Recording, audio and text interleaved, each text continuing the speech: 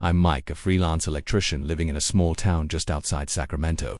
My life's pretty straightforward, fixing lights, running wires, sorting out little electrical messes in quiet homes. But one day a call from an unknown number turned everything upside down. A calm, clear voice, holding something back, asked me to fix some wiring. Her name was Sarah, and the moment she asked, "You're probably married, aren't you?" I knew this wasn't just another job. I'm 30, living alone in a small house with a garage full of tools. I like working solo, not because I don't like people, but because I find peace in the simple stuff. I was engaged once, thought I had my future all mapped out, but it fell apart. No drama, no fireworks, just a quiet end. I left the city, came out here where birds replace car horns, where I could breathe. Being an electrician keeps me busy. Rewiring, replacing fuses, installing lights. Simple, honest work that lets me leave the noisy past behind. That Tuesday morning, I was organizing my tools, the metal toolbox clanging as I grabbed a pair of pliers. My phone buzzed, unknown number. I picked up, and a woman's voice came through, steady, no trace of panic. "I'm Sarah," she said. "My neighbor 2 houses down, Tom, gave me your number. I've got an issue with the electrical in my basement. Lights are flickering, and the breaker keeps tripping when I run the dryer." I jotted down the address, promised to swing by in an hour. Her voice wasn't like the usual frantic customers calling about a blackout. There was something about her, a calmness that sparked my curiosity. Sarah's house was at the end of a quiet street, painted pale blue with white trim, a little worn but well kept. A low wooden fence, some small flower beds blooming along the walkway. I knocked, toolbox heavy in my hand. The door opened. Sarah wasn't what I expected. Late 30s, maybe early 40s, light brown hair past her shoulders. No makeup, but she didn't need it. She wore a fitted long-sleeve shirt, jeans, barefoot. There was something about her confident but distant, like she was used to being alone. "You're Mike?" she asked, her voice soft but sharp. I nodded. "Yeah, you must be Sarah." She gave a small nod, no smile, and gestured toward the stairs. "Basements. That way, panels on the right. The dryer's acting up." I followed her down, our footsteps echoing in the quiet house. It smelled faintly of fabric softener and cedar. The basement was finished but nearly empty, a couch against the wall, a few cardboard boxes. The electrical panel was older than I'd hoped, but nothing I couldn't handle. I opened my toolbox, started checking fuses and wires. Sarah stood near the stairs, arms crossed, watching, not hovering, just observing, like she was studying me or lost in her own thoughts. I felt her eyes, but it wasn't uncomfortable, just different. I focused on the job, testing voltage, swapping out a corroded fuse. "Does the dryer give you trouble often?" I asked, trying to break the silence. She shrugged slightly. "Sometimes it's old." Her tone was clipped but not cold. I glanced at her, caught her watching the wires in my hands, like she was curious about how they worked. "You ever tinker with this stuff yourself?" I asked, keeping the conversation going. She shook her head, a strand of hair falling across her cheek. "No, I'm no good with that. I edit books, not wires." She said it with a half smile, like she was testing the waters. I grinned back, kept working. "Book editing, that's cool. You work from home." She nodded but didn't elaborate. I didn't push. 25 minutes later I was done. New fuse, checked the dryer's outlet. All good. I turned to her, wiping my hands on my shirt. "Fixed. The dryer was overloading because of a bad fuse. Should be fine now." Sarah looked at me, her gaze lingering a beat longer than necessary, then nodded slowly. "Thanks," she said, her voice soft but sincere. Then, out of nowhere, she asked, "You're probably married, aren't you?" The question hit like a stone dropped in still water. I blinked, caught off guard. She was looking at me, eyes sharp, like she was testing a theory. No, not anymore," I said, stumbling a bit. She didn't react much, just gave a small smile, like she'd half expected my answer. "Got it," she said, then turned and headed upstairs. I followed, my head spinning from her question. At the door, she handed me a small envelope. I could feel the cash inside, didn't open it. "Good work, Mike." "Thanks," she said, her tone even but warm. "No problem. Call me if anything else acts up," I replied, trying to sound casual. She didn't respond, just stood there, hand resting lightly on the doorframe. I nodded, stepped onto the porch, and got in my truck. As I drove off, her question echoed in my head. "You're probably married, aren't you?" Not flirty, not awkward, just honest, like she was trying to figure me out, or maybe herself. Back home, the garage was its usual mess. I set the toolbox down, opened the envelope. Payment, exactly as agreed, with a small note. "Thanks, Sarah." Her handwriting was neat, no frills. I stared at it, then tucked it in my pocket. Something about Sarah stuck with me, not just her looks, though she was beautiful in an effortless way. It was how she stood there, watching me, like she saw something I didn't. I didn't know what came next, but I had a feeling I'd see her again. 3 days later, I was knee-deep in rewiring a kitchen a few blocks away. My phone buzzed with a text. "Hey, my backyard lights are out. Can you swing by when you're free, Sarah?" I read it twice, fingers hovering over the screen, looking for hidden meaning in her words. Clients usually pay and disappear, but Sarah was different. Something about her voice, her gaze lingered. I texted back, said I'd come by after lunch. She replied in under a minute, "I'll be home." The sun was high when I pulled up. Her house looked the same, blue-white trim, quiet as ever. I stepped out of the truck, toolbox clanging. Sarah appeared at the side gate, holding a glass of lemonade. She wore loose jeans, a gray tee, still barefoot. Her hair was tied up, a few strands loose. She looked different from last time, less guarded, like the invisible wall between us had softened. "You're earlier than I expected," she said, her voice light with a hint of amusement. "Light traffic," I said, smiling. "You said the backyard lights are out." She nodded, led me through the gate to a small garden. Wooden chairs, neatly arranged, a trimmed hedge along the fence. No fuss but tidy. Like her, a string of pathway lights lined the fence. One flickered, the rest dead. "Probably a wiring issue or a bad transformer," I said, kneeling to check. She stood a few feet away, watching, but closer this time. More at ease. I started digging into the wires, testing connections. "Hotter than I expected today," she said, breaking the silence. "Want something to drink? Water or lemonade like this?" She held up her glass, sunlight glinting off it. "Water's good," I said, wiping sweat from my brow. She nodded, disappeared into the house. I watched her go, realized I was smiling for no reason. She came back with a cold glass of water. I took a sip, the chill hitting my throat. "Thanks. You hang out in this garden much?" I asked, just to keep talking. She sat on the porch steps, lemonade in hand. "Sometimes I like sitting out here at night, watching the lights, but now they're busted." She smiled, a real smile this time, soft, like the glow of those lights when they worked. "So you're a fan of quiet," I said, eyes on the wires. "Me too. Working alone, no one bugging you. It's like the world slows down." She tilted her head, studying me. "Quiet's nice, but sometimes it gets too big. You ever feel that?" Her question stopped me cold. I paused, looked up. "Yeah, sometimes quiet isn't peace, it's just empty." She nodded, like I'd said something she'd been thinking for years. "I work from home," she said, her voice lower, "editing books. I like it because books don't judge, not like people." She smiled faintly, but her eyes were distant. I wanted to ask more but held back. I went back to the wires, replaced a frayed section. "Someone half-fixed this before," I said. "Needs a full redo or it'll keep breaking." "Do what you need to," she said, her tone firm. "I trust you'll do it right." The words were simple, but they hit me. Not fix it or whatever, but I trust you. Like she saw me, not just some guy with a toolbox. I nodded, kept working, feeling her eyes on me, less heavy now. Sometimes she looked away, lost in thought, then back at me, like she didn't want to be caught watching. When I finished, the sun was dipping low. The pathway lights glowed again, casting a soft warmth over the stone path. "Looks good," she said, standing, hands clasped. "You sticking around? I made banana bread this morning. It's still warm." I don't know why I said yes, but her eyes, that soft smile, made leaving feel wrong. "Banana bread sounds great," I said, keeping my voice steady, though my pulse picked up. We went to the kitchen. It was small, cozy, smelling of cinnamon and sugar. Sarah sliced the bread, each cut precise, like she poured focus into everything. "I don't bake much," she said, a little shy, "but today I thought, why not?" She slid a plate toward me. I took a bite, sweet, warm, with a hint of spice. "This is good," I said. "Pink. You should do this maybe, more often, if someone's around to eat it." She sat across from me, cradling her lemonade, her eyes softer now. We started talking, not small talk, but real talk. She told me about editing books, about sitting alone for hours, catching mistakes in pages of words. "It feels safe," she said, "but sometimes I wonder what I'm hiding from." I nodded, feeling like she was speaking my own thoughts. "Same here," I admitted.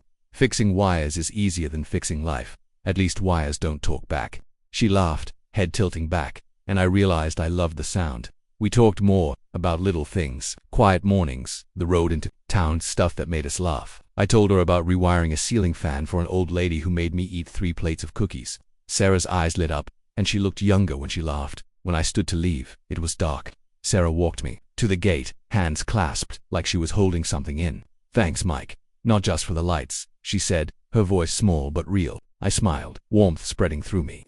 "Thanks for the banana bread. Next time I'll bring some coffee. I'm curious to try something new." She nodded, that real smile back.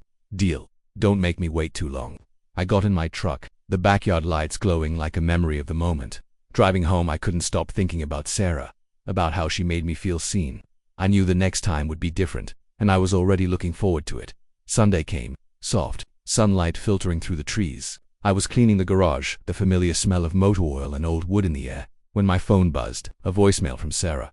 Her voice was gentle, a little hesitant, like she'd thought hard before calling. "Hey Mike, It's Sarah. If you're free this Sunday, come by for lunch, just to thank you. No pressure. I played it 3 times, fingers lingering on the screen, unsure how to respond. But something in her voice, honest, a little vulnerable, made it impossible to say no. I texted back, said I'd be there at noon. I pulled up to her place, stopping to grab a bottle of sparkling apple cider so I wouldn't show up empty-handed. I told myself it was just lunch, but deep down, I knew it was more. Her house was the same pale blue, quiet. Before I could knock, she opened the door, like she'd been waiting. She wore a light blue button-up white pants, still barefoot. Her hair was loosely tied, a few strands falling free. You're early, she said. No smile, but her voice was warm. Yeah, roads were clear, I said, handing her the cider. Brought this. Her eyes lit up as she took it. Thanks. Come in. The house smelled of herbs and butter, like she'd spent all morning cooking. She led me to the backyard where a small table was set. White plates, 2 glasses, linen, napkins folded neatly, everything precise. Like she didn't do this often, but today was different. Hope you're not allergic to salmon, she said, pouring water into the glasses. Not at all. Smells amazing, I replied, sitting under a tree, sunlight dappling through the leaves. We started with easy talk. She told me about learning to cook from old recipe books, why she rarely ate out. Restaurants are too loud, she said. I like controlling what I eat, the vibe too. I nodded, shared a story about trying to cook Italian and burning a pan. She laughed, her face brightening. Then the conversation shifted, got deeper. Do you ever think about going back, she asked, eyes on her salmon, back to the city? Or to who you used to be? I sipped my water thinking, not really. The old me. He got lost somewhere in fights with my ex-fiancée. The guest list was just an excuse. Truth is, we didn't know who we were together. She nodded, like she knew the feeling too well. People don't talk about that, she said, her voice low. How a relationship just fades, not because of some big fight, but because you're both too tired. I looked at her, feeling like we were speaking the same language. Exactly. It doesn't explode, it just slips away. A breeze stirred the yard, her hair lifting slightly. She tucked a strand behind her ear, eyes distant. You always this upfront, she asked. Only when I feel like someone's actually listening, I said. She looked at me long enough that my heart sped up. Then she stood, breaking the moment, helped me move some boxes to the garage. I've been putting it off forever. I followed her inside, through the kitchen, to a small room. 2 dusty cardboard boxes sat in the corner. What's in these? I asked, lifting the heavier one. Photos, old stuff. Haven't sorted it since the divorce, she said, her tone even, but heavy. I didn't pry, just carried the box to the garage. It was tidy shelves lined with gardening tools, labeled plastic bins. Set it there, she said, pointing to a low wooden shelf. I put it down, turned back. She was standing there, arms crossed, looking at me. I don't usually invite people over, she said, her voice quiet but steady. I nodded, feeling the weight of her words. I figured. She stepped closer, her eyes locked on mine. You're the first person to eat at that table since last year, outside of family and a few friends.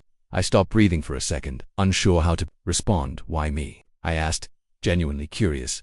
She didn't answer right away. Then she said, soft as the breeze, I don't know. You showed up, fixed things, didn't ask for anything. You're not loud.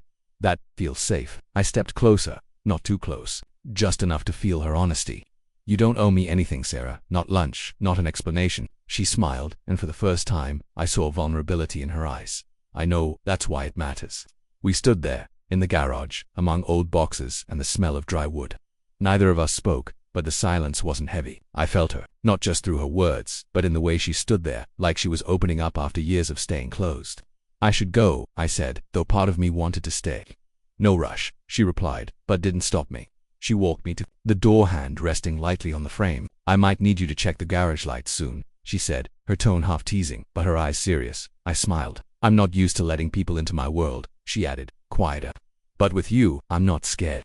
Her words rippled through me, lingering. Then you know where to find me, I said, stepping onto the porch. She didn't say goodbye, just watched as I got in my truck. The backyard lights glowed, like an unspoken promise. Driving home, I thought about Sarah, about the table she set, the boxes she hadn't opened, the way she looked at me like I was the first to see her in a long time. I knew the next meeting would be different, and I wanted it to come sooner than I expected. 5 days after that Sunday lunch, 5 days since I stood in Sarah's garage among boxes of memories she hadn't shared. I couldn't stop thinking about her, her eyes, the way she said safe, like it was the rarest thing. I'd opened my phone a few times, typed a few words, then deleted them. Didn't want to push, didn't want to break whatever fragile thing we had. Then, Thursday night, my phone lit up, a text from Sarah, short and to the point, like her, made too much tea. Swing by if you're free. No emojis, no fluff, but enough to get me out the door. The night was cool. The The California sky clear, stars peeking through. I threw on a hoodie, grabbed my keys, and drove over. Sarah's house was dark out front, but a soft glow spilled from the back windows. Before I reached the porch, the door opened, like she'd heard my steps. Barefoot, black leggings, an oversized sweater, hair a little messy. She didn't say hi, just stepped back, motioning me in. The air smelled of herbal tea, mingling with the warm glow of kitchen lights. "Didn't know if you'd come," she said, handing me a ceramic mug of steaming tea. It smelled of orange and mint. "Wasn't sure I should," I said, taking the mug, smiling faintly. She smiled back, but it didn't reach her eyes. "But you did." We moved to the living room. She curled up on one end of the couch, me on the other, our knees almost touching. Soft jazz played from a small speaker somewhere, Miles Davis whispering in the background. We sipped tea in silence for a few minutes, letting it guide us. Finally, she spoke. "Ever let someone into your life, then wish they'd stayed on the sidelines?" Her question was light but sharp, like a thin blade. I looked at her, saw her searching for something in me. "Yeah," I said, voice low, and then I learned to keep my distance. "Safer that way." She nodded, like I'd touched a piece of her. "My ex-husband wasn't a bad guy," she said, eyes on her mug. "Bucky was loud. Always needed to be the center of everything. Our house was full of noise. When he left, the quiet drove me crazy. Then I got used to it, even thought I liked it."